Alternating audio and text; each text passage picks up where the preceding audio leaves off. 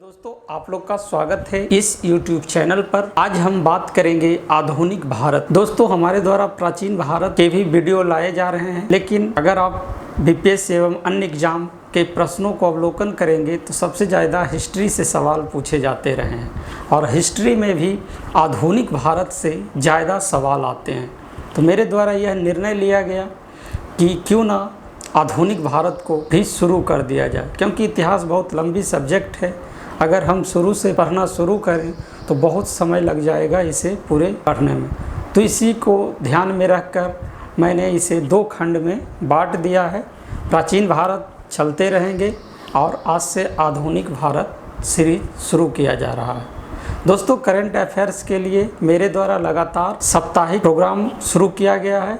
आप अगर उसे लगातार देखते रहेंगे तो आपको करंट अफेयर्स के लिए किसी और चीज़ को पढ़ने की ज़रूरत नहीं पड़ेगी, तो आप उसे देखते रहेंगे। दोस्तों, आज हम आधुनिक भारत सीरीज में बात करेंगे यूरोपीय कंपनियों की स्थापना एवं उनका भारत आगमन। दोस्तों, सबसे पहले उस समय की तत्कालिक परिस्थितियों को देखते हैं।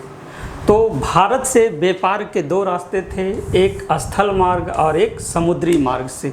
समुद्री मार्ग से अधिकतर इस रूट से होते थे। 1453 ईस्वी में कुस्तुनतुनिया पर तुर्कों का अधिकार हो जाता है और पूरे इस प्रदेश पर अरबों का प्रभुत्व हो जाता। तो यूरोप से जो व्यापार हो रहे थे वो रुक सा गए। तो यूरोपीय भारत पहुँचने के लिए एक नए मार्ग की तलाश करते हैं जो इसका विकल्प प्रदान कर सके। तो यूरोप वासी यही पुर्तगाल है, आप इसे देख सकते हैं। पुर्तगाल, यहाँ से पुर्तगाली लोग भारत के लिए नए रास्तों की खोज के लिए निकलते हैं। तो इसी संदर्भ में कोलंबस 1492 ईस्वी में भारत न आकर इस तरफ अमेरिका की खोज कर बैठता है और वास्को डी गामा इसी रूट से होकर अफ्रीका की सबसे। तो दोस्तों, यूरोपीय लोग दूसरे रूट की खोज करने लगे भारत पहुंचने के लिए।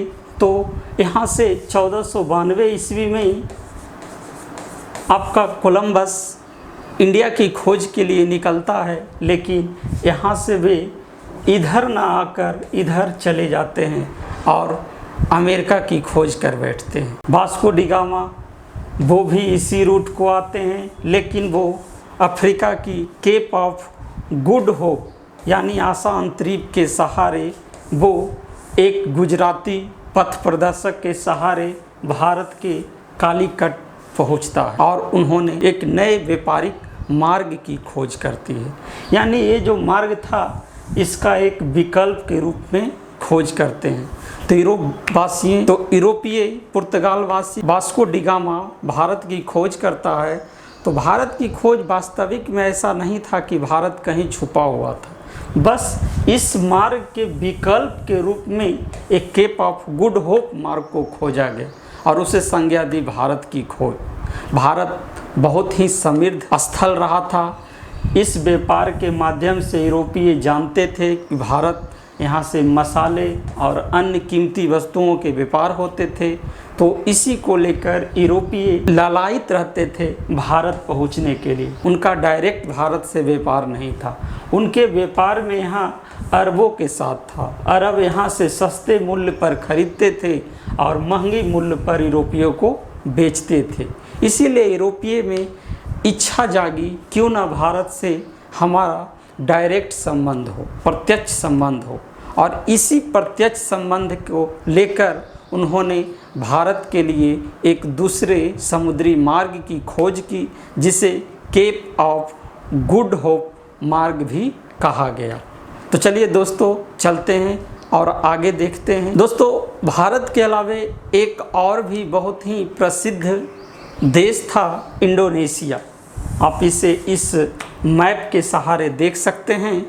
इंडोनेशिया को मसालों का द्वीप एवं ईस्ट इंडीज के रूप में यूरोपीय जानते थे। भारत के अलावा इंडोनेशिया मसालों के लिए बहुत प्रसिद्ध था। तो यूरोपियों के दिमाग में भारत के साथ साथ ईस्ट इंडीज भी पहुंचना लक्ष्य था।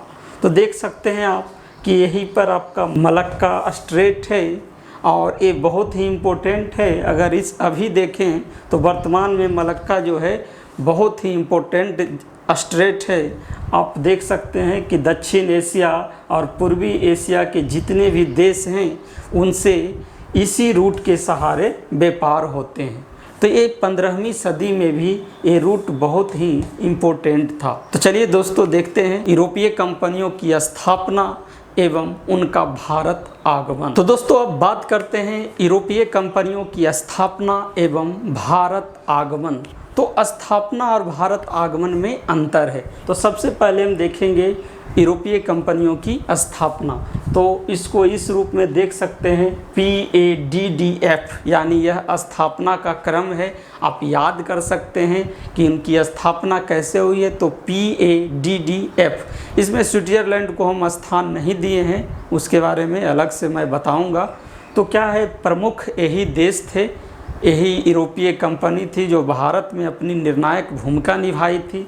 तो P से पुर्तगाल, A से अंग्रेज, D से डच, D से डेनिश और F से फ्रांसीसी। तो इनकी कंपनियों की स्थापना, तो पुर्तगाल की स्थापना 1498, अंग्रेज की 1599 में ही हो गई थी, लेकिन 1600 माना जाता है। डच का 1602, डेनिश का 1616, फ्रांसीसी का 1664 ईस्वी। लेकिन भारत आगमन का सीरीज थोड़ा डिफरेंट है। पुर्तगाल तो 1498 में आए, कालीकट में आए। अंग्रेज 1608 ईस्वी में आए, जबकि डच 1605 ईस्वी में ही मसूलीपट्टनम में अपना प्रथम फैक्ट्री स्थापित की। तो सूरत में इन्होंने 1608 में अपनी प्रथम फैक्ट्री स्थापित की, इसीलिए ये सीरीज थोड़ा बदल जाता है। फिर डेनिश आपका 1616 में इसकी कंपनी की स्थापना की और भारत में सुल्तानाती में 1620 में इन्होंने अपनी कंपनी स्थापित की। फ्रांसीसी 1664 में इनकी कंपनी की स्थापना की और भारत में 1668 में सूरत में इन्होंने अपनी प्रथम फैक्ट्री स्थापित की। तो थोड़ा PADDF जो है यूरोपीय कंपनियों की स्थापना है, लेकिन भारत जब आगमन आएगा तो PDADF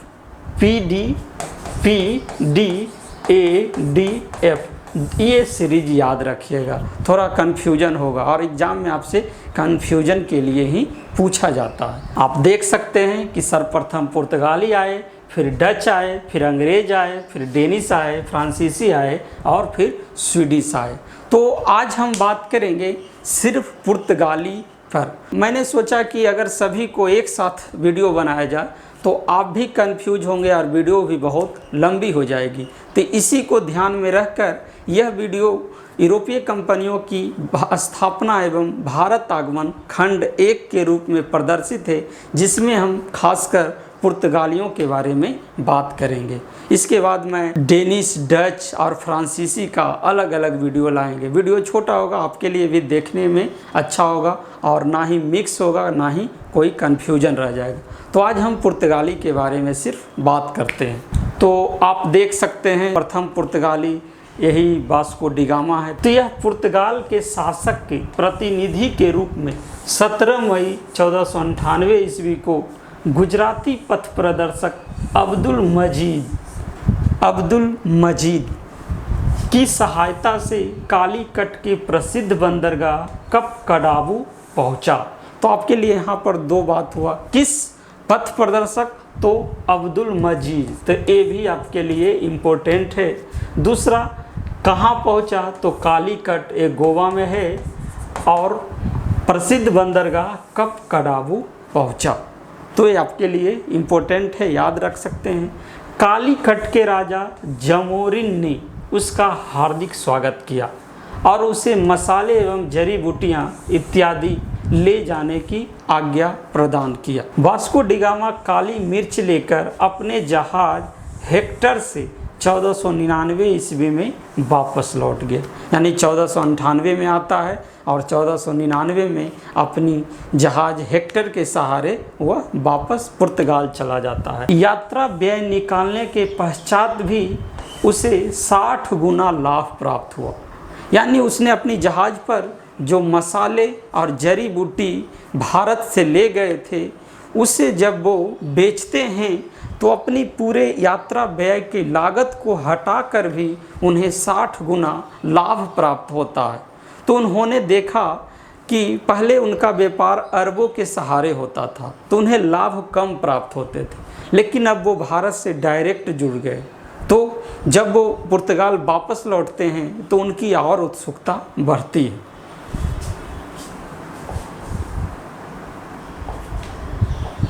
वास्को डी गामा पुनः उत्साहित होकर 1502 में भारत आया और कोचीन केरल में प्रथम पुर्तगाली फैक्ट्री 1503 में खोला गया। तीसरी बार 1524 में वायसराय बनकर आया और 1524 में इसकी कोचीन में मृत्यु हो गई। तो आपके लिए कई तथ्य वास्को डी गामा से संबंधित यहाँ मिले हैं। प्रथम बार कब आया तो 1498, द्वितीय बार कब आया तो 1502, तृतीय बार कब आया तो 1524 में वो वायसराय बनकर आया, लेकिन दुर्भाग्यवश 1524 में ही उसकी कोचीन में मृत्यु हो जाती है। तो अब हम बात करेंगे प्रथम पुर्तगाली गवर्नर की। तो प्रथम पुर्तगाली गवर्नर फ्रांसिस्को डी अल्मेडा था, जो 1505 से 1509 ईस्वी तक रहा। तो 1505 ईस्वी में फ्रांसिस्को डी अल्मेडा को प्रथम पुर्तगाली वायसराय बनाकर भारत भेजा गया। इसका उद्देश्य शांतिपूर्वक व्यापार करना था, यानी इसका उद्देश्य क्या था? शांतिपूर्वक व्यापार करना। इसकी नीति ब्लू वाटर पॉलिसी अथवा शांत जल नीति कहलाई। आपसे ये भी एग्जाम में पूछा जाता है कि किस पुर्तगाली वायसराय की नीति ब्लू वाटर पॉलिसी कहलाती है, तो फ्रांसिस्को डी अल्मीडा की नीति। 1509 ईस्वी में गुजरात, तुर्की और मिस्र के संयुक्त बेड़े को इसने पराजित किया और पुर्तगाली नौसेना हिंद महासागर में सबसे शक्तिशाली हो गई। पुर्तगाली स्वयं को सागर का स्वामी भी कहने लगे थे। इसके बाद दूसरे गवर्नर के रूप में अल्फांसो डी अल्बुकर्क को भेजा गया। यह 1509 ईस्वी से 1515 ईस्वी तक भारत में वायसराय बनकर रहे। पुर्तगीज शक्ति का वास्तविक संस्थापक इन्हें माना जाता है। आपसे क्वेश्चन भी पूछा जाएगा कि पुर्तगीज शक्ति का वास्तविक संस्थापक किस गवर्नर को माना जाता है, तो यह अल्फांसो डी अल्बुकर्क को माना जाता है। 1509 ईस्वी में इसे गवर्नर बनाकर भेजा गया। इसने अपनी कोचीन को अपना मुख्यालय बनाया।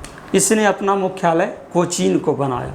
1510 ईस्वी में अल्बुकर्क ने बीजापुर के सुल्तान आदिल शाही यूसुफ सुल्तान से गोवा को जीत लिया।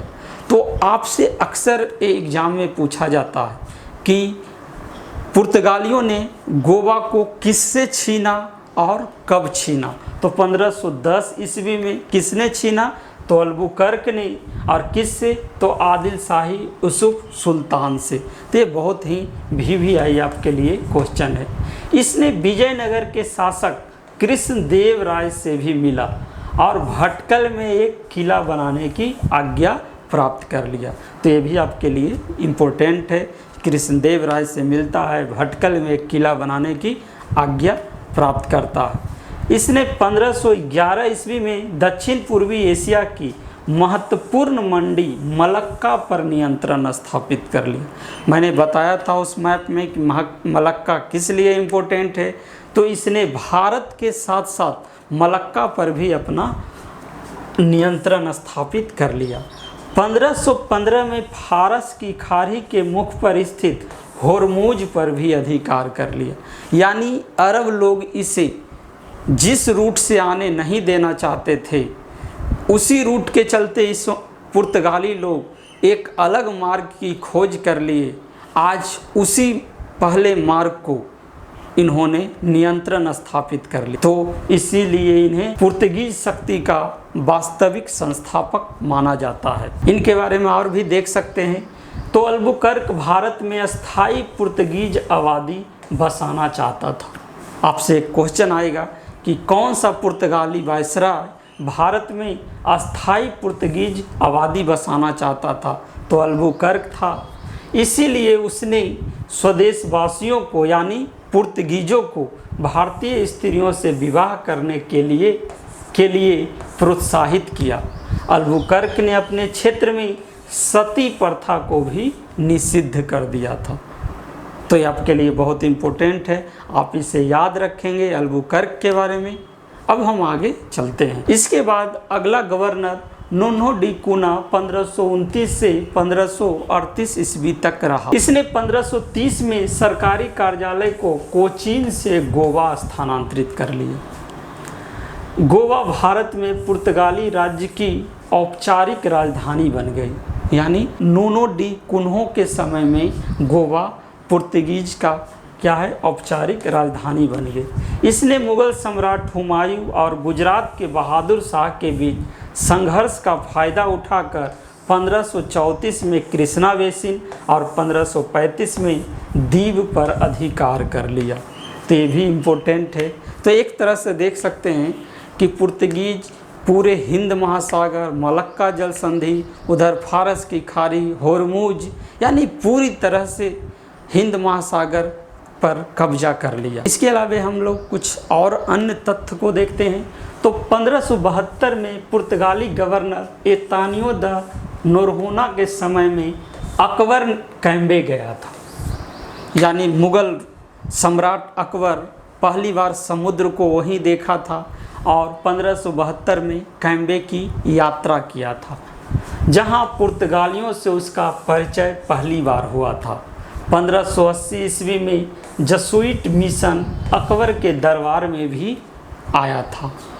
तो उतना ज़्यादा इम्पोर्टेंट नहीं लगता है, एग्ज़ाम में कभी पूछा नहीं गया। लेकिन आपसे एक क्वेश्चन पूछा जाएगा कि पहली बार अकबर जो है समुद्र कहाँ देखा था, तो एक कैम्बे गया था, वहीं समुद्र देखता, वहीं पहली बार पुर्तगालियों से क्या है कि इनकी भेंट होती है। अकबर की अनुमति से हुगली में पुर्तगालियों ने कारखाने स्थापित कर ली। अब देखा जाए आपको अगर इसे, तो देखिएगा कि यहाँ गोवा पर इनका कब्जा था, फिर यहाँ सूरत, दीव, ये सब पर पश्चिमी किनारा पर कब्जा किया। अब अकबर की अनुमति से इन्होंने बंगाल में हुगली में भी अपनी एक कारखाने स्थापित करने की परमिशन ले ली। यानी अब वे पूर्व भारत में भी अपनी साम्राज्य को विस्तार करते हैं। ठीक है, आगे देखते हैं।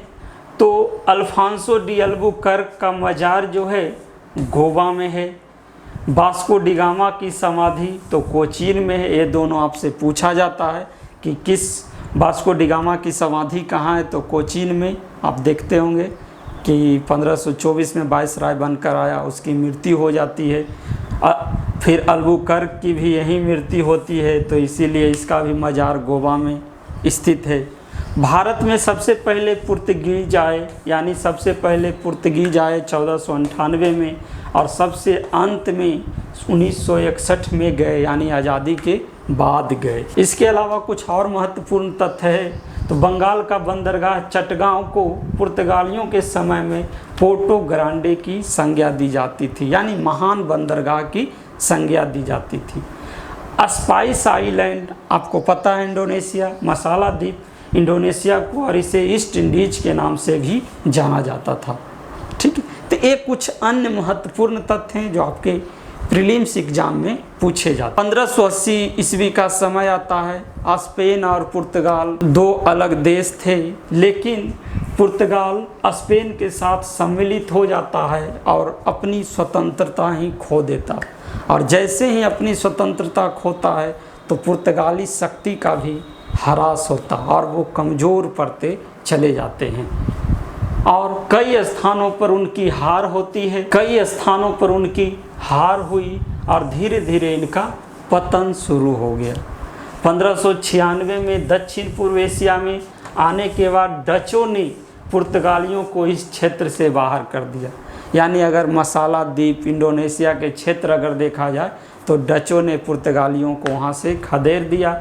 1612 ईस्वी में पुर्तगालियों को सूरत में अंग्रेज़ों के द्वारा पराजित किया गया। अब सूरत में भी अंग्रेज़ों के द्वारा पुर्तगालियों को पराजित कर दिया गया। 1622 ईस्वी में उन्होंने अपना विस्तार करते हुए पुर्तगालियों को होरमुज में फारसी सेना की सहायता से भी पराजित कर दिया। यानी वो जो रास्ता था फारस की खाड़ी, वहाँ से भी अंग्रेज़ पुर्तगाली को भगा दिए। तो अब आप कल्पना कर सकते हैं कि अंग्रेज़ कितने पावरफुल होते चले गए, यानी पुर्तगाली शक्ति का पूरी तरह से ह्रास हो गया और अंग्रेज पूरी तरह से हावी हो गए। पुर्तगालियों ने हुगली को बंगाल की खाड़ी में समुद्री लूटपाट का अड्डा बनाया। आप देख सकते हैं हुगली अकबर के द्वारा उन्हें मिला था कंपनी स्थापित करने के लिए, लेकिन इन्होंने हुगली के समीप बंगाल की खाड़ी में समुद्री जहाज़ों को लूटपाट का अड्डा बना दिया। इससे क्रोधित होकर शाहजहां ने हुगली को घेरा। 1632 में शाहजहां के सिपहसार कासिम खान ने उनसे हुगली को छीन लिया, यानी हुगली भी पुर्तगाली से वापस निकल गया। 1639 में मराठों ने उनसे साल्ट सेट और बेसिन भी छीन लिया, यानी पुर्तगालियों का देख सकते हैं कितना बुरा तरह से पतन हुआ। डचों ने 1641 में मलक्का दुर्ग को जीत लिया तथा 1658 में श्रीलंका और 1663 में मालाबार के सभी दुर्गों पर अधिकार कर लिया। यानी एक तरफ से अंग्रेज झटका दे रहे थे और दूसरे तरफ से डच झटका दे रहे थे। तो देख सकते हैं पुर्तगालियों का पतन। 1661 ईस्वी में चार्ल्स द्वितीय जो अंग्रेज थे, पुर्तगाली राजकुमारी कैथरीन से विवाह में मुंबई द्वीप भी दहेज में दे दिया। यानी देख सकते हैं कि पुर्तगाली सभी क्षेत्र जो हैं या तो अंग्रेज को मिल गए, अंग्रेज द्वारा कब्जा कर लिए गए, या डचों के द्वारा कब्जा कर लिए। तो इस तरह से पुर्तगालियों का पतन हो जाता है। अब आप इनके बारे में कुछ और अन्य तथ्यों को भी देख सकते हैं। अब देखिएगा आपकी पुर्तगाल जब अपने चरमोत्कर्ष पर थे तो उन्होंने भारतीय साम्राज्य को, यानी सामुद्रिक भारतीय साम्राज्य को एस्तादो द इंडिया के नाम दिया था। यानी आप इमेजिन कर सकते हैं कि पूरे हिंद महासागर, फारस, मलक्का सभी पर उनका एक छत्र राज्य कायम हो चुका था और वो सागर का स्वामी भी कहे जाते थे। कोई भी देश, कोई भी जहाज़ उनकी मर्जी से नहीं, उनकी मर्जी के बिना नहीं चल सकती थी। वो हर एक व्यापारिक जहाज़ को एक स्काउट जहाज़ मौजूद करवाते थे उनकी सुरक्षा के लिए, और उनकी जांच भी करते थे कि कोई आपत्तिजनक यानी मसाले का व्यापार तो ये नहीं कर रहा। तो बहुत ही वो आधिपत्य हिंद महासागर पर जमा चुके थे। पुर्तगालियों ने अपनी कार्टेज आमेंडा काफला व्यवस्था द्वारा उन्होंने एशियाई व्यापार पर गहरा प्रभाव डाला और अपने आप को सागर के स्वामी कहते थे। आपका कार्टेज जो व्यवस्था होता है इसमें कमीशन लिया जाता था, यानी कहा जाता था कि व्यापार कोई भी करता था पुर्तगाल इससे कमीशन लेते थे। यहाँ तक कि वो मुग़ल साम्राज्य के भी जहाज़ों से कमीशन लेना शुरू कर दिए थे। मुग़ल साम्राज्य का स्थल क्षेत्रों पर मजबूत पकड़ थी, लेकिन समुद्री क्षेत्रों पर पकड़ नहीं रहने के कारण मुग़ल भी उन्हें कुछ नहीं कर पाए। आगे देखते हैं। 1560 ईस्वी में गोवा में ईसाई धर्म न्यायालय की स्थापना की गई, यानी इनके द्वारा ईसाई धर्म को फैलाने के लिए 1560 में ईसाई धर्म न्यायालय की भी स्थापना की गई। 1542 में प्रसिद्ध ईसाई संत जेवियर भारत आए पुर्तगाली गवर्नर मार्टिन डिसूजा के साथ। तो ये भी आपसे क्वेश्चन पूछा जा सकता है। देखिएगा कि गोवा में भारत का पहला गिरजाघर है संत जेवियर के ही नाम से, तो वो भी भारत आए 1542 में। आगे चलते हैं।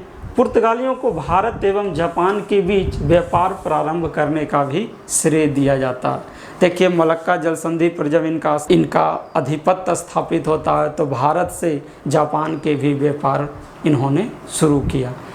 पुर्तगाली मध्य अमेरिका से तंबाकू, आलू और मक्का भारत लाए थे, यानी इनकी योगदान को आप देख सकते हैं। तो अमेरिका से तंबाकू, आलू और मक्का भारत लाने वाले पुर्तगाली ही थे। आपसे एग्जाम में भी पूछा जाता है कि तंबाकू के उपयोग का श्रेय किन्हें दिया जाता है, तो पुर्तगाली को दिया जाता है। भारत में प्रिंटिंग प्रेस की शुरुआत का श्रेय भी पुर्तगालियों को जाता है, तो ये भी आपके लिए इम्पोर्टेंट है, पूछा जाता है। औषधीय वनस्पति से संबंधित पहले वैज्ञानिक ग्रंथ का प्रकाशन 1563 में गोवा से हुआ, तो ये भी आपके लिए इम्पोर्टेंट है। फिर ये भारत में गोथिक स्थापत्य कला का आगमन भी इसी के काल में शुरू हुआ था।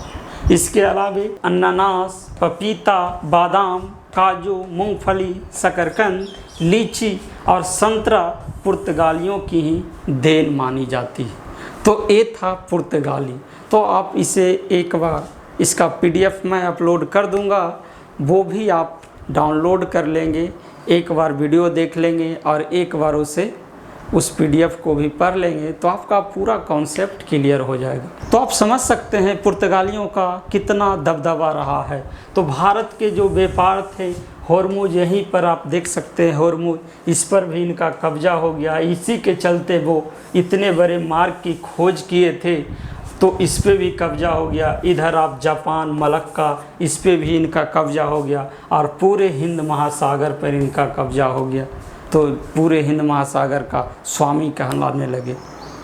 तो आगे हम लेकर आएंगे फिर फ्रांसीसी, अंग्रेज, डच और डेनिश को लेकर।